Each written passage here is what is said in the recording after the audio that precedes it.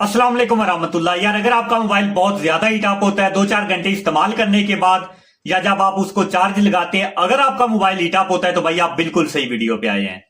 क्योंकि आज की वीडियो में मैं आप लोगों के साथ कुछ ऐसी सीक्रेट सेटिंग शेयर करूंगा जिसको एनेबल करने के बाद इंशाल्लाह आपका ये मसला हल हो जाएगा और दोबारा आपका मोबाइल कभी हीट अप नहीं होगा।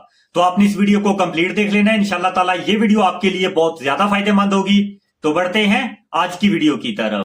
यार इस प्रॉब्लम से रिलेटेड यूट्यूब पे आपको हजारों फेक वीडियोस मिल जाएंगी, लेकिन अगर आप इस वीडियो को कंप्लीट देखते हैं और जो सेटिंग मैं आपको बताता हूं आप वो करते हैं तो इंशाल्लाह ताला ये वीडियो देखने के बाद एक तो आपके मोबाइल की बैटरी टाइमिंग इंक्रीज होगी और दूसरा ये कि आपका मोबाइल दोबारा कभी हीट अप नहीं होगा और ये स्मूथली वर्क करेगा जिस तरह बिल्कुल नया मोबाइल काम करता है। तो बस आपने इसके लिए अपने मोबाइल में दो सेटिंग को कर लेना है। इसके लिए आपने अपने मोबाइल की सेटिंग में आना है और ये खबर आपने लिखना है स्कैन। सबसे ऊपर आपको ब्लूटूथ स्कैनिंग का ऑप्शन मिलता है, आपने इस पे क्लिक कर देना है। क्लिक करने के बाद आप देखेंगे कि आपके मोबाइल में ब्लूटूथ स्कैनिंग का ऑप्शन ऑन होगा, आपने इसको ऑफ कर देना है।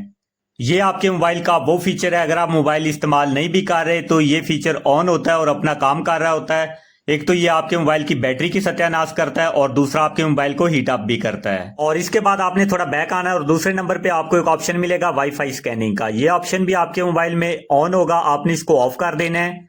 ये दो फीचर वो वाले फीचर हैं, अगर आप मोबाइल इस्तेमाल नहीं भी कर रहे तो ये अपना काम कर रहे होते हैं। एक तो ये आपके मोबाइल की बैटरी की टाइमिंग को कम करते हैं और दूसरा ये आपके मोबाइल को हीट अप करते हैं। आपने दोनों फीचर को डिसेबल कर देना है और ये सेटिंग करने के बाद आप खुद अपने मोबाइल में देखेंगे कि एक तो आपके मोबाइल की बैटरी की टाइमिंग इंक्रीज होगी और दूसरा आपका मोबाइल हीट अप नहीं होगा। अगर आपको ये वीडियो हेल्पफुल लगी है तो आपने इस वीडियो को लाइक करके एक प्यारा सा कमेंट जरूर कर देना है।